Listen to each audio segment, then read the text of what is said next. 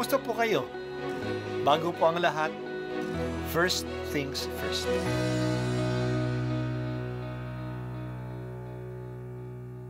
Good morning po. Sinisimulan po natin ngayon ang first things first. At dito po, tinatalakay natin sa unang bahagi ng umaga natin ay ang first readings na binabasa po sa banal na misa. Ito pong tinatalakay natin kasi madalas po kasi marami na tayong alam tungkol sa gospel readings. Pero konti po ang nagsasalita sa first readings. Pero ang first readings, bahagi din po yan ng Biblia, ng banal na kasulatan. Kaya susubaybayan po natin ang mga first readings, basahin po natin at kuminsan kailangan ng basahin ng 2 o 3 beses bago maintindihan kasi hindi po tayo familiar sa mga istorya at sa mga kaisipan na tinatalakay dito. Ang pagbasa mula sa sulat ni Apostol San Pablo sa mga taga-Filipos. Mga kapatid, huwag kayong mabalisa tungkol sa anumang bagay. Sa halip ay hingin ninyo sa Diyos ang lahat ng inyong kailangan sa pamamagitan ng panalangin may pasasalamat. At ang di malirip na kapayapaan ng Diyos ang mag-iingat sa inyong puso at pag-iisip sa pamamagitan ni Kristo Jesus.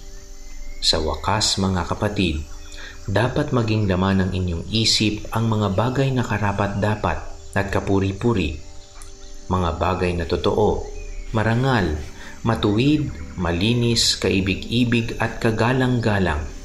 Isagawa ninyo ang lahat ng inyong natutuhan, tinanggap, narinig at nakita sa akin. Kung magkagayon, sa inyo ang Diyos na nagbigay ng kapayapaan. Ang salita ng Diyos. Salamat sa Diyos. May 3 mahalagang bagay na makukuha natin sa maikling bahagi ng liham ni San Pablo na ating binasa ngayon. Una, sa halip na mabalisa o maproblema tayo sa anumang bagay, humingi tayo sa Diyos sa pamamagitan ng panalangin na may pasasalamat. Totoo nga, mawawala ang maraming problema natin kung tayo ay nagdarasal. Nagbibigay ng kapanatagan sa lang loob ang panalangin.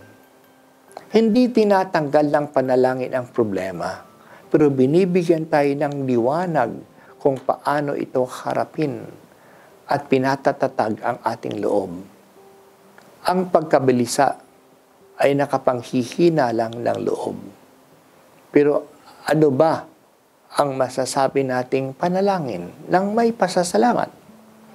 Ito ay panalangin na buo ang tiwala na nagdadasal pa lang tayo, nagpapasalamat na sa Diyos kasi alam natin na may gagawin ang Diyos at matutulungan niya tayo sa ating suliranin.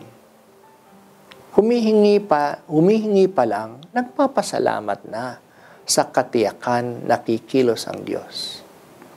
Pangalawang pinapaabot sa atin, ibig natin ng kapayapaan. Magkakaroon ng kapayapaan ang ating kalooban kung ang mga iniisip natin ay mabuti. Ang mga bagay na karapat-dapat at kapuri-puri.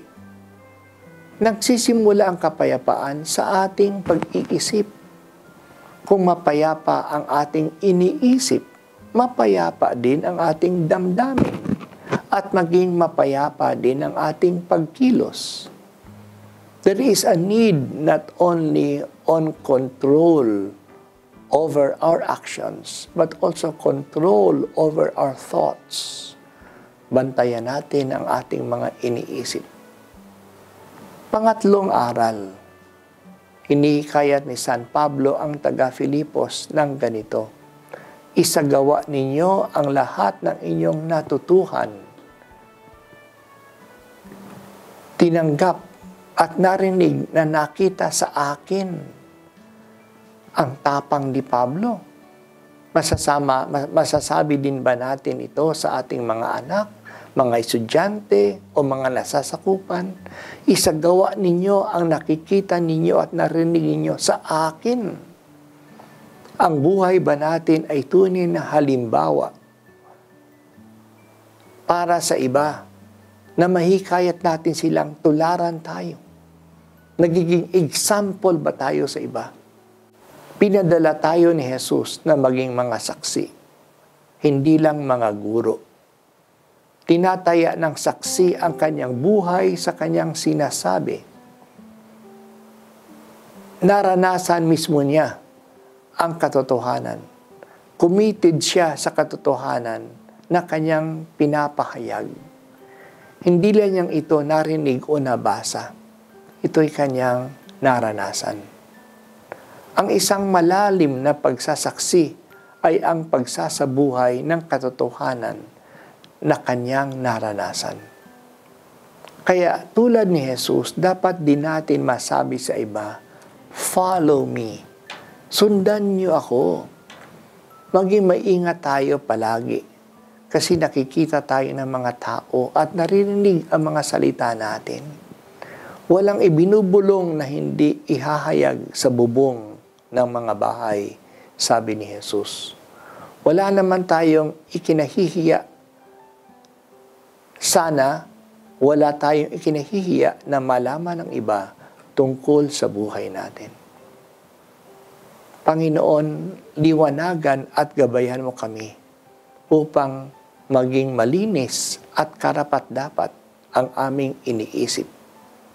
Sana ang buhay namin ay maging huwaran sa iba. Ito po ang unang pagbasa at ako po ay si Bishop Broderick Pabilio dito sa First Things First.